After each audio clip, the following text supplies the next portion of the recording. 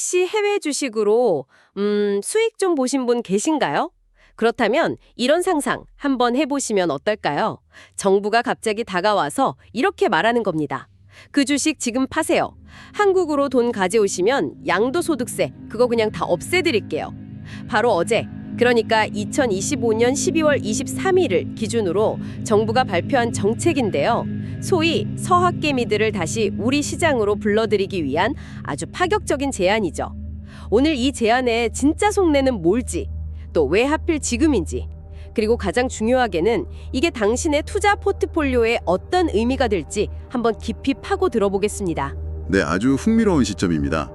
투자자라면 누구나 머릿속에 있을 법한 세금이랑 환율.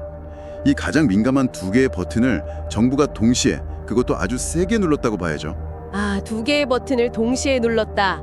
그 표현이 정말 딱이네요. 그럼 첫 번째 버튼부터 한번 보죠. 이름이 국내 시장 복귀 계좌인데 핵심은 이거잖아요. 작년 말까지, 그때까지 갖고 있던 해외 주식을 파는 거예요. 네, 그리고 그 돈을 원화로 바꿔서 1년 이상 국내 주식에 넣어두면 그럼 해외 주식 양도소득세에 엄청난 혜택을 주겠자, 뭐 이런 거죠. 여기서 엄청난이라는 말이 그게 과장이 아닙니다. 그냥 세금을 좀 깎아주는 그런 수준이 아니거든요. 아, 그런가요? 1인당 5천만 원 한도 내에서는요, 세금을 아예 면제해주는 구조입니다. 예를 들어서 해외 주식으로 한 2억 원 정도 차익을 봤다고 해볼게요. 그럼 내야 할 양도소득세가 꽤 클 텐데 그중에 5천만 원에 해당하는 세금, 대략 한 1,100만 원 정도를 그냥 없던 일로 해주겠다는 거니까요. 와, 1,100만 원이면 정말 큰 돈인데요. 이건 뭐 수익이 큰 투자자일수록 솔깃하지 않을 수가 없겠어요. 그런데 더 교묘한 설계는 바로 시간에 있습니다. 시간이라면요? 이 혜택이 영원한 게 아니에요. 일종의 타임세일 같은 거죠. 2026년 1분기, 그러니까 석 달 안에 돌아오면 100% 다 면제.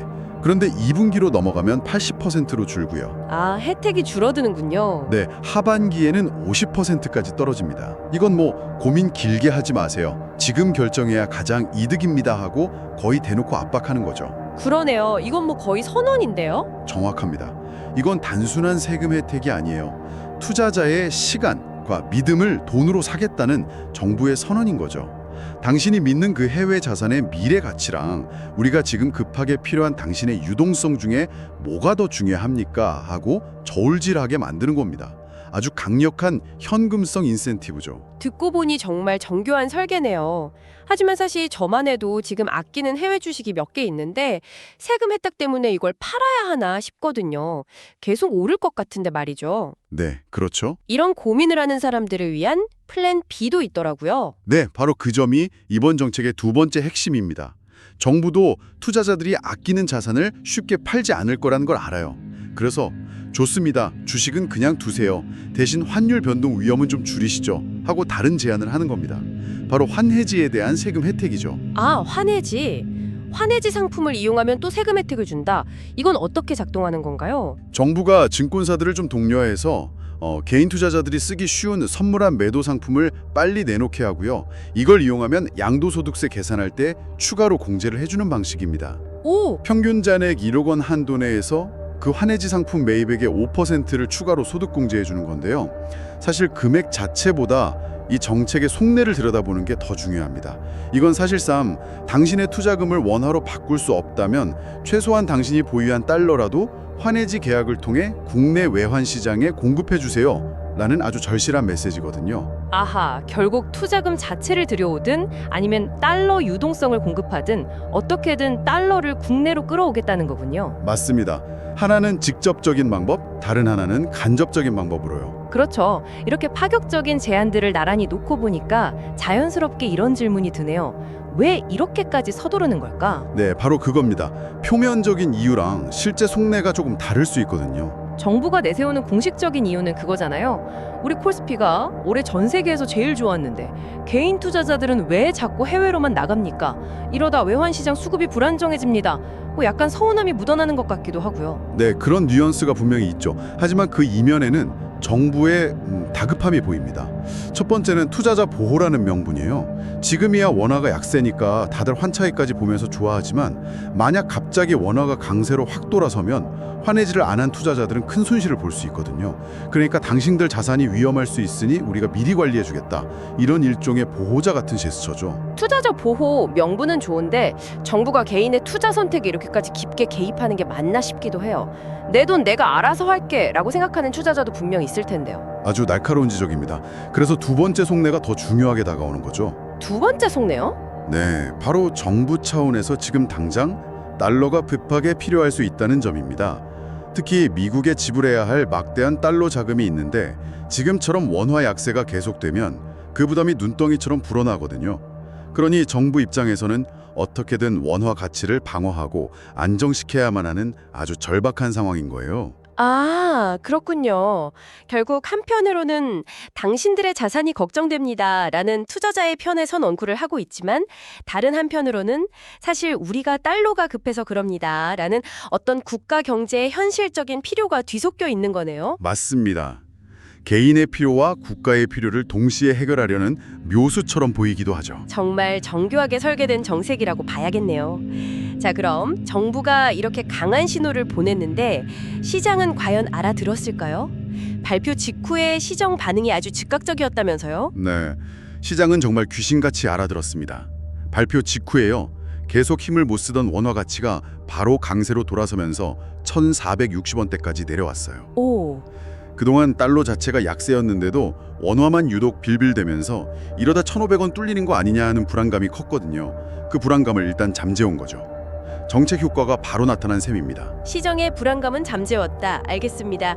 그럼 이 정책의 진짜 타겟인 우리 개인 투자자들, 이분들은 어떻게 반응하고 있을까요? 다들 해외 주식 팔고 돌아올 준비를 하고 있나요? 바로 그 지점이 정말 흥미롭습니다. 최근에 한 설문조사 결과를 보면 투자자들의 속마음을 엿볼 수 있는데요. 해외 주식을 팔고 국내로 복귀하겠다고 답한 사람은 약 30% 정도에 그쳤습니다. 30%요? 생각보다 적네요. 그런데 환해지는 고려해보겠다는 응답은 70%에 육박했어요. 와, 그 차이가 엄청나네요. 30대 70이라니. 그건 결국 세금 혜택의 유혹보다 내가 가진 해외 자산의 성장 가능성을 더 높게 본다, 이런 뜻 아닐까요? 정확합니다. 투자자들이 지금 보유한 해외의 그 유망한 자산을 포기하고 싶지는 않은 거예요. 하지만 동시에 최근에 극심한 환율 변동을 겪으면서 환율 관리를 안 하면 애써 번 돈 다 까먹을 수도 있겠구나 하는 걸 피부로 느낀 거죠. 그래서 복귀는 안 하더라도 리스크 관리의 필요성에는 크게 공감하고 있다. 이렇게 해석할 수 있습니다. 듣고 보니 환해지가 굉장히 합리적인 선택처럼 보이네요. 그런데 제 주변의 장기 투자자들은 오히려 환율은 예측하는 게 아니다. 가망이 있는 게 돈 버는 거다. 이렇게 말하더군요. 이런 시각은 어떻게 봐야 할까요? 네, 이제부터는 정말 투자 철학의 영역으로 들어가는 겁니다. 그분들의 말씀이 사실 틀린 게 아니에요. 장기적으로 봤을 때 환율은 정말 그 누구도 예측할 수 없는 신의 영역에 가깝거든요. 그리고 환전을 하든 환해지를 하든 모든 거래에는 수수료 같은 비용이 반드시 따라붙고요. 아, 그렇죠. 마치 환전 수수료 몇 푼 아끼려고 여행 가기 몇 주 전부터 환율 차트만 들여다보다가 결국 타이밍 놓치는 거랑 비슷하네요. 그 시간에 다른 거라는 게 나을 수도 있는데. 딱 맞는 비유입니다. 그래서 어차피 장기적으로 원화 자산과 외화 자산을 둘 다 가져갈 계획이라면 이런 단기적인 정책 변화나 환율 등락에 일희일비하면서 자산을 옮겨 다니는 것보다 그냥 원래 세웠던 계획대로 묵묵히 가는 게 더 현명할 수 있다는 겁니다. 중요한 건 환율을 예측하는 게 아니니까요.